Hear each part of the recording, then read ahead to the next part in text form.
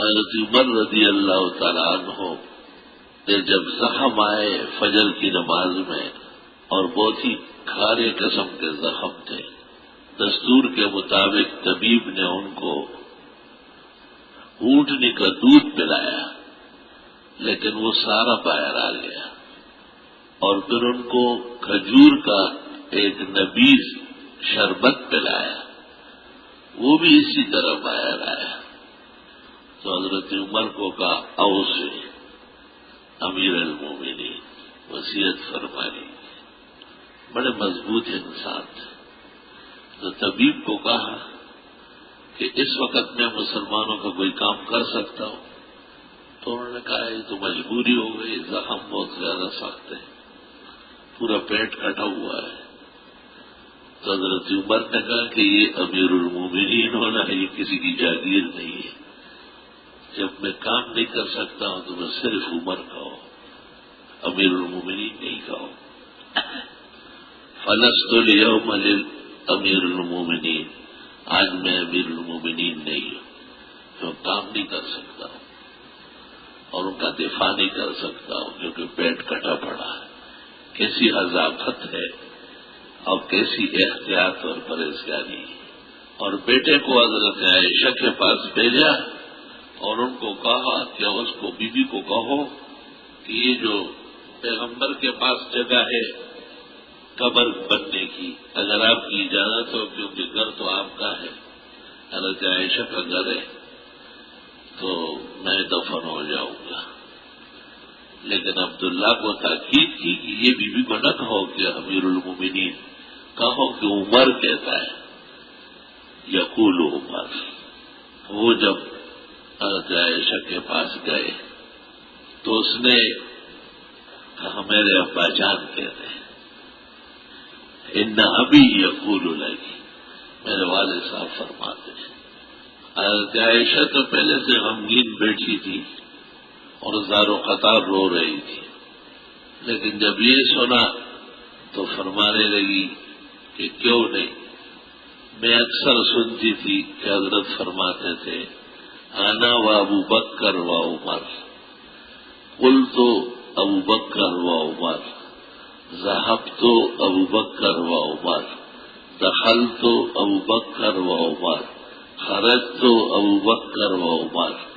جب بھی آپ بات کرتے تھے تو ان دو کو اپنی زبان سے ہٹاتے نہیں تھے۔ میں اور ابو بکر کہنے لگے، ہم آنے لگے، ہم جانے لگے، ہم موجود تھے۔ ہما وزیرایا فی الدنیا و فی الآخرہ، یہ دونوں میرے کام کے آدمی ہیں، دنیا میں بھی اور آخرت میں بھی۔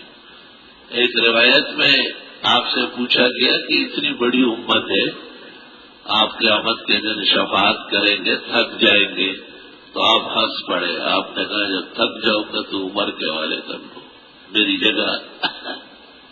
بہت مضبوط انسان تھے اور بڑے مضبوط قسم کے مسلمان تھے۔ علماء دین نے لکھا ہے کہ اس نام میں بھی بہت پختگی ہے۔ عمر، امیر، عمار، عامر، عمر، معمر، صرف عمیر سے معذرت کی گئی ہے کیونکہ عمیر کے معنی ہے تھوڑی عمر والا۔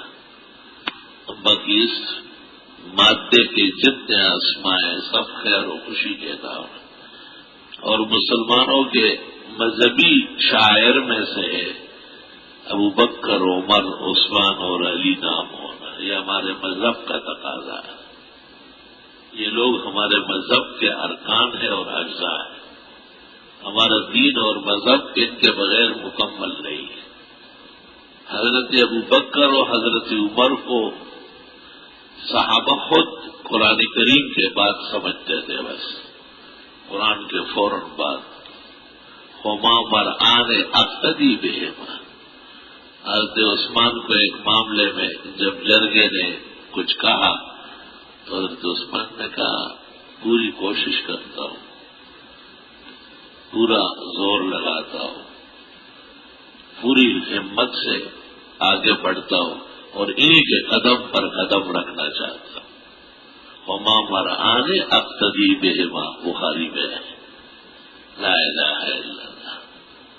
ہمارے اساتذہ اور مشائخ فرمایا کرتے تھے کہ ابو بکر اور عمر اس امت کے لیے آیتان من آیات اللہ، قرآن کی 2 آیتوں کی طرح ہے، ایسے مضبوط، ایسے مقدس، ایسے ضروری، ایسے انمول، ایسے کارآمد، ہر جگہ ان کی ضرورت پیش آئی، اللہ اور رسول دونوں ان سے خوب خوش ہوئے ہیں اور ہر قدم پر انہوں نے انعام پایا ہے، اور قیامت تک امت مسلمہ پر ان کا شکر لازم ہو۔